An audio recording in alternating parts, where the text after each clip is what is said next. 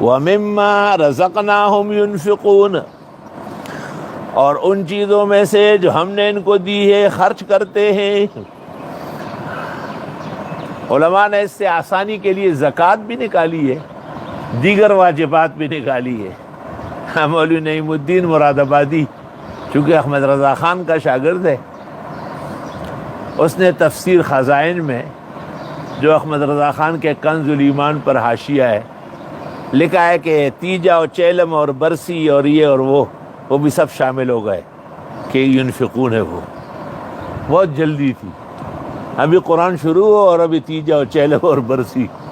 سوال یہ ہے مراد آبادی صاحب، آپ سے پہلے بھی مفسر ہوئے یا نہیں؟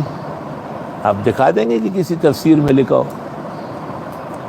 بلکہ فتاوی بزازیہ میں لکھا ہے کہ یہ جو مردے کے پیچھے تیجا 10واں 20واں 40واں سالواں یعنی سالینہ برسی ہوتی ہے، کلھا بدعۃ و مستحدثہ۔